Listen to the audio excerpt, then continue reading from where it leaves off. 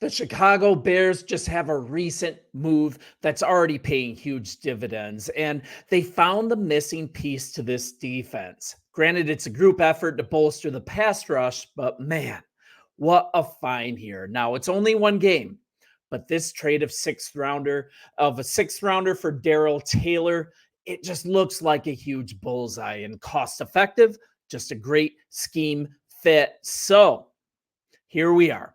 He came in cold, no training camp as a new addition. And let's look at the first game. 38 snaps for the Bears defense, 2 sacks against the Titans, a forced fumble. I mean, come on. 3 quarterback pressures that tied for third on the team with Jervon Dexter Sr., Montez Sweat, and it's only behind DeMarcus Walker with 5 and Andrew Billings with 4. I mean, what are we looking at here? Is it possible that GM Ryan Poles just stole a good one here? Not to mention the cheap ad of Daniel Hardy. He had the punt block that led to the Chicago Bears' first touchdown of the game against the Titans.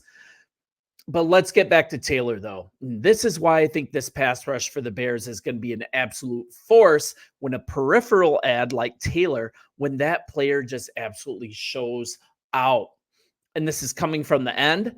If you're watching the tape, do yourself a favor if you haven't seen it. He got passed with just an arm swipe against the number 7 pick in the draft. That's J.C. Latham. And the result? That's the strip sack. That's the strip sack that he got for TJ Edwards to recover. Just an absolutely crucial play during the fourth quarter comeback. And to hear it straight from Taylor, that changed a lot of momentum for us, just creating takeaways, just to give the ball to our offense and give them another opportunity to get into the end zone. That was big for us. And I'm excited I could do that. I'm just so excited I could do that and just straight up help the team out. And it's just a lot of fun. And here's a story on where is it? SportsIllustrated.com. You guys check out the story in its entirety. So, his other sack was early in the second quarter. This is just exciting. Going from an almost panic during the offseason, like, where's the pass rush going to come from to pair with Montez Sweat, right? Fast forward. Now we're at a defensive line that's deep on the end. And a simple transaction for a 6th rounder yielding a guy who, frankly, he looked like the best player on the field for stretches of the game. Just an absolutely great job by GM Ryan Poles. It's going to get to a certain point that he's going to merit a statue. And this is a guy with just a little bit of a pedigree, right? A 2nd rounder to Seattle in 2020. But it's just one of those cases that, I mean, maybe just a change of scenery was absolutely all he needed.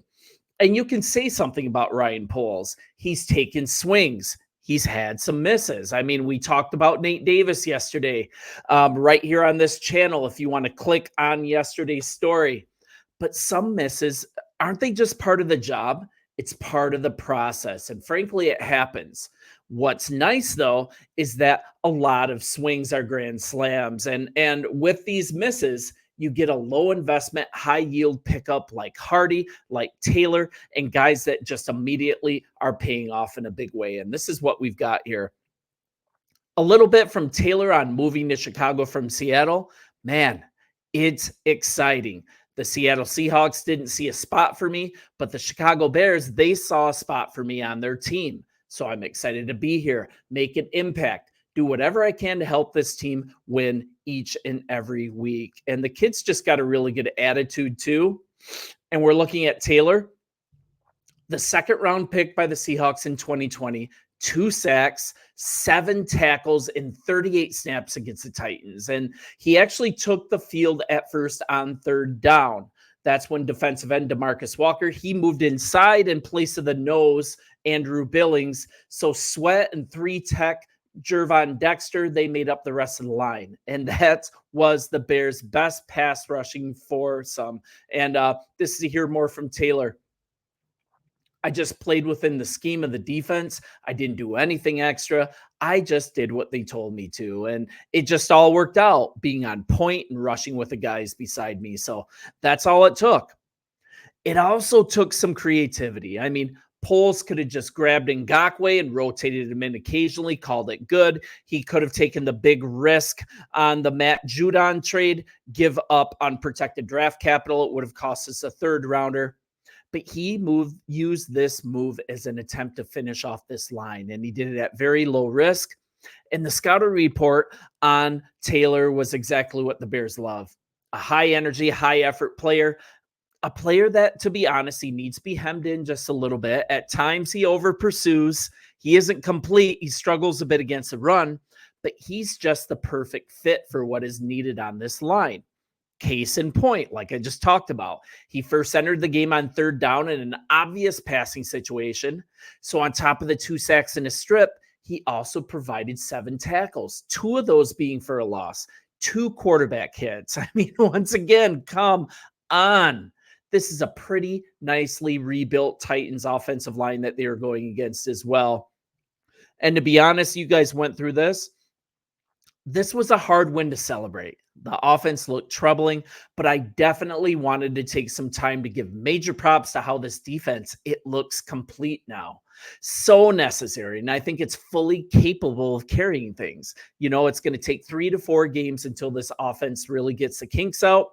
And this is just a cohesive unit as well that Taylor has joined. They've been playing together for quite some time within the same scheme with familiar personnel, right? So you saw the Titans just getting third down conversions like crazy, one after the other. It looked like the defense couldn't get off the field in the first half. And then something happened. The defense just clicked in. Not another score for the rest of the game. 24 unanswered points, 3 turnovers, including the pick 6. Pressure turned up to an 11. And I just think Coach Flus now has all the tools he needs. And lost in the shuffle is developing Austin Booker, right? He can now learn while he's still making plays behind DeMarcus Walker. Now Taylor, 2 interceptions to continue this excellent secondary play that we saw last year. And this is just what Coach Flus does.